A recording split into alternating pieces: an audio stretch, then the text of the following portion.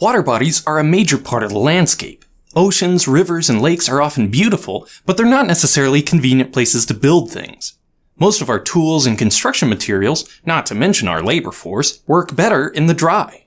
And yet many types of infrastructure we depend on every day, including wharves, bridges, and dams, are founded below the water. How do they do it?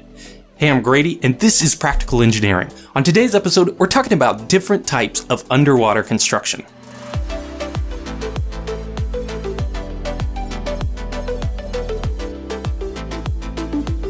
This video is sponsored by HelloFresh, America's most popular meal kit. More on that later.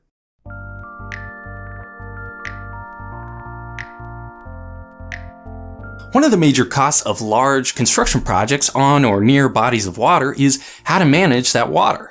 The first thing you might think of when you consider underwater construction is divers.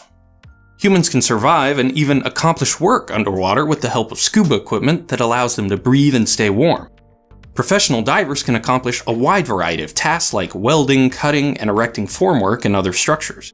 But professional diving is dangerous, and the types of tools and equipment that both function underwater and can be used safely by a diver are fairly limited. Remote vehicles and submersibles can take some of the risk away, but they're also limited in the types of tasks they can accomplish. So a lot of underwater construction involves getting rid of the water, so you're not building under it at all. In the industry, this is called dewatering, or sometimes just care of water, and it includes a wide variety of construction equipment and techniques that all have a single goal in mind: to allow construction to happen safely and soundly in areas that would otherwise be infeasible or impossible to build because of water. The heart of many site dewatering plans is the Cofferdam, a usually temporary structure built to hold back water from a construction site. Obviously, a cofferdam needs to be a structure you can build in the wet. Otherwise, you just need another cofferdam to construct it. In many cases, this is simply an earthen berm. You can just dump soil into the water until it creates an embankment tall enough to serve as an impoundment. Once your construction area is enclosed, you simply pump the water out. Of course, soil is somewhat impermeable, so you need to constantly pump out the water that manages to seep through. And uncompacted and saturated soil is not very strong. A collapse could be extremely dangerous for workers below the cofferdam, so these types of structures require careful design by an engineer to make sure they're safe. Besides earthen embankments, there are a huge variety of cofferdam designs that are used on construction sites. Some use sheet piles, thick steel plates that interlock together. These are driven into subsurface soils with a huge hammer to create a watertight barrier. If the soils are too rocky to drive sheet piles, or the depth is very high, sometimes sheet piles are used to create small, individual enclosures filled with soil called a cellular cofferdam. There are also cofferdams built of steel frames with a membrane and even water-filled rubber bags. No matter what they're made from, cofferdams are almost always built to be dismantled and removed after construction. One important use of cofferdams is to build actual dams. In this case, often two cofferdams are necessary to block off the river on the upstream and downstream ends. But when performing construction across a river, obviously impoundment isn't the only necessary activity for dewatering.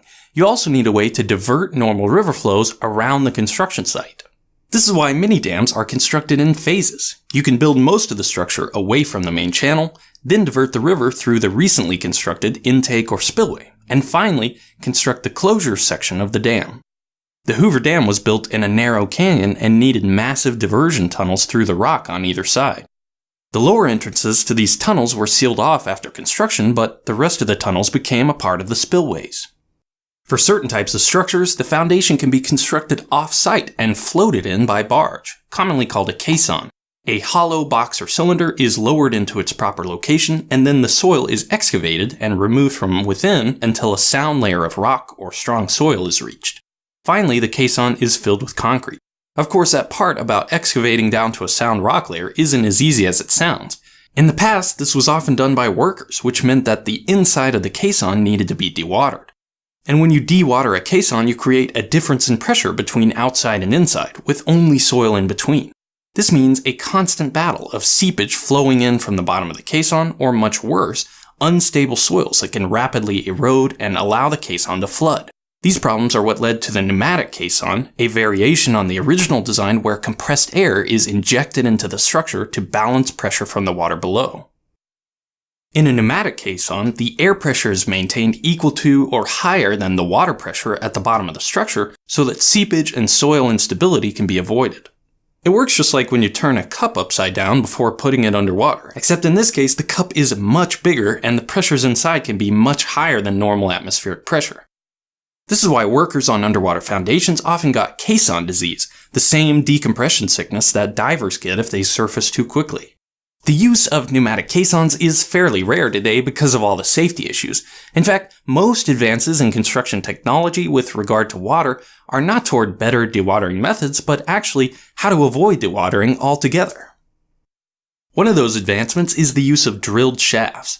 With special equipment and construction techniques, you can excavate a hole, install steel reinforcement, and fill it with concrete to create an extremely strong foundation system without any dewatering required.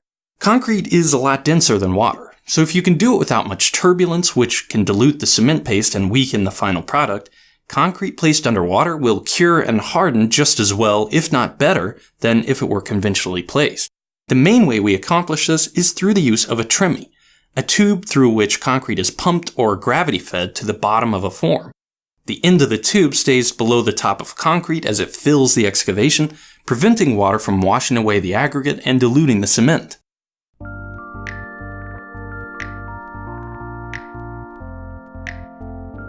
Whether the construction site's on the bottom of a lake or river, or simply located in the floodplain and only at risk during extreme weather, engineers and construction contractors put a significant amount of thought and consideration into the feasibility and costs of managing this water. Of course, this video can only scratch the surface of a topic that is as varied as the types and locations of construction sites across the world, but I hope it gives you a little better understanding about how we build infrastructure around water. Thanks to HelloFresh for sponsoring this video. I am always on the lookout for fun things to do with my wife. HelloFresh is a meal kit that turns the chore of preparing delicious home-cooked meals into a fun activity we can do together. There's no need to show off for the camera. I think the only thing my wife likes more than making these meals is filming me making them so I can share it with you. Now your other arm is in the way. HelloFresh comes right to your doorstep with fresh, pre-measured ingredients and easy-to-follow recipe cards. Nice tiger claw. They have 3 options to choose from, classic, veggie, or family, and you can switch between them whenever you want. A mozzarella. HelloFresh is America's #1 meal kit and the best value from $6.99 per serving. Get started today with 8 free meals. That's $80 off your first month of HelloFresh. All you have to do is go to HelloFresh.com and enter Practical80, or just click the link in the description. Thank you for watching, and let me know what you think.